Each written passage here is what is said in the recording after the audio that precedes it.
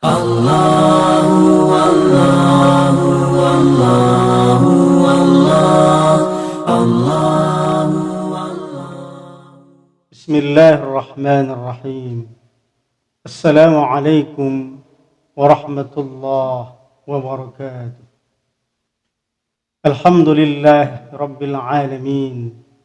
Wassalatu wassalamu ala asyrafil anbiya'i wal mursalin wa ala alihi wa ashabihi ajma'in. Ashhadu an la ilaha illallah wahdahu la syarika lah wa ashhadu anna Muhammadan abduhu wa rasuluh la nabiyya ba'da. Para pemirsa di TV yang dirahmati Allah Subhanahu wa taala. Judul kajian kita pada hari ini adalah tentang bagaimana fadilah dan faedah banyak-banyak membaca Al-Quran di syahrul Ramadan ini.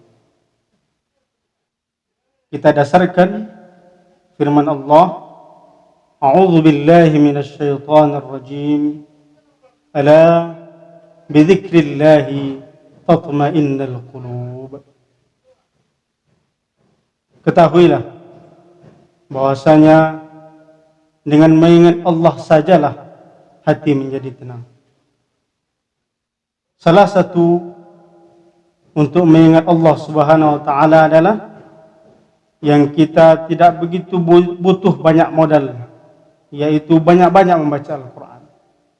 Modal kita hanya modal suara, kemudian modal kitab Al-Quran. Baik kita para penghafal Quran, modal kita hanya modal suara dan modal hafalan. Itu tidak membutuhkan modal yang terlalu banyak, bahkan amat minim sekali. Para pemirsa di TV yang dirahmati Allah Subhanahu wa taala, dalam sebuah hadis Rasulullah sallallahu alaihi wasallam bersabda dalam musnad dari Abdullah bin Amr dari Nabi Muhammad sallallahu alaihi wasallam, as-siyam wal Quran yashfa'ani lil 'abdi yaumal qiyamah. Yaqulu as-siyam ayyu rabbi mana'tuhu at-ta'am wash-shahawati bin nahri fashafa'ni fihi. Wa yaqulu al-Quran mana'tuhu an-nawma bil-lail fashafa'ni fihi. Qala fayushaffa'ani. Artinya, pada hari kiamat nanti puasa berkata dan Al-Quran pun berkata, kami berdua akan memberikan syafaat kepada hamba. Giliran puasa berkata, wahai Rabbku, aku puasa telah melarang hambamu menyentuh makanan dan minuman pada siang hari. Sedangkan Al-Quran berkata, aku juga telah mencegahnya tidur pada malam hari. Maka izinkanlah aku memberi syafaat karena apa yang pernah ia lakukan itu. Akhirnya keduanya, yaitu Al-Quran dan As-Siyam, memohon kepada Allah supaya bisa memberikan syafaat kepada orang yang membacanya, dan As-Siyam memberikan syafaat kepada orang yang mengerjakannya. Pendengar di TV yang dirahmati Allah Subhanahu wa taala. Jadi selama Ramadan kita amat dianjurkan sekali untuk membaca Al-Quran. Karena para ulama kita terdahulu, mereka ada yang mengkhatamkan Al-Quran satu hari sekali. Bahkan di 10 terakhir, mereka mengkhatamkan Al-Quran dalam satu hari itu ada yang 2 kali. Salah satunya Imam Syafi'i. Beliau mengkhatamkan Al-Quran dalam sehari itu 30 juz, sehingga 10 terakhir beliau alhamdulillah telah mengkhatamkan Al-Quran 10 kali. Jadi di malam 10 terakhir, di hari terakhir yang ke-10 ini, kita amat dianjurkan sekali untuk memperbanyak ibadah, terutama membaca Al-Quran. Kemudian dalam hadis yang diriwayatkan oleh Imam Muslim, Rasulullah sallallahu alaihi wasallam bersabda, "Mathalul mu'minina alladhina yaqra'una al-Qur'an kamathalil utrujah, rihuha tayyibun wa ta'muha tayyibun. Wa mathalul mu'minina alladhina la yaqra'una al-Qur'an kamathalit tamrah la riha laha wa ta'muha khulwun. Wa mathalul munafiqina alladhina yaqra'una al-Qur'an mathalur rayhanah rihuha tayyibun wa ta'muha murrun. Wa mathalul munafiqina alladhina la yaqra'una al-Qur'an kamathalil hanzalah laysa laha rihun wa ta'muha murrun."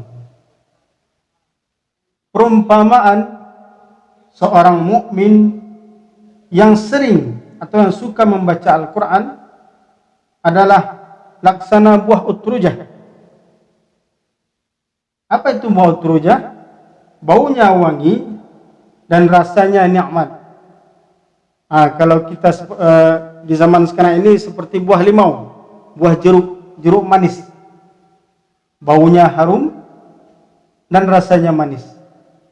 Jadi perumpamaan seorang mukmin yang sering, yang suka membaca Al-Quran adalah baunya harum dan rasanya manis. Sementara perumpamaan seorang mukmin yang tidak suka membaca Al-Quran itu seperti buah kurma. Rasanya manis, tapi dia tidak berbau. Rasa manis, namun baunya tidak ada. Itulah dia. Jadi kita berharap jadilah seorang mukmin yang sering selalu membaca Al-Quran. Dari segi waktu bisa kita bagi saja. Apakah nanti setelah zuhur 1 halaman, nanti asar 1 halaman, maghrib 1 halaman. Untuk perlahan atau untuk tahap awal, tidak usah banyak-banyak dulu. Hari pertama itu 1 halaman, hari kedua 5 halaman, terus terbalik ya. Baik. Untuk tahap awal boleh kita perlahan dulu, istilahnya untuk menimbulkan semangat. Di hari pertama kita baca setengah halaman, hari kedua setengah halaman, hari ketiga ya tingkatkan 1 halaman. InsyaAllah perlahan nanti kebiasaan atau kesenangan membaca Al-Quran itu nanti sudah menjadi adat dan kebiasaan bagi kita. Kemudian para pemirsa di TV yang dirahmati Allah Subhanahu wa taala, bagi kita yang belum lancar membaca Al-Quran, maka jangan berkecil hati. Bacalah semampu kita. Karena Rasul bersabda, "Alladzi yaqra'ul Qur'an wa huwa mahir bih ma'as safaratil kiram al-bararah. Walladzi yaqra'ul Qur'an wa yatata'ta' fihi wa huwa 'alaihi syadid falahu ajran." Orang yang membaca Al-Quran dengan mahir, berarti dia udah bagus bacaannya, lancar baca Al-Quran, mahir, maka balasannya dia bersama malaikat yang mulia. Orang yang lancar baca Quran, balasannya mereka bersama malaikat yang mulia. Tapi orang yang belum lancar membaca Al-Quran, maka kata Nabi, mendapat 2 pahala. Pahala pertama, pahala membaca. Pahala kedua, pahala kepayahannya dalam baca Al-Quran.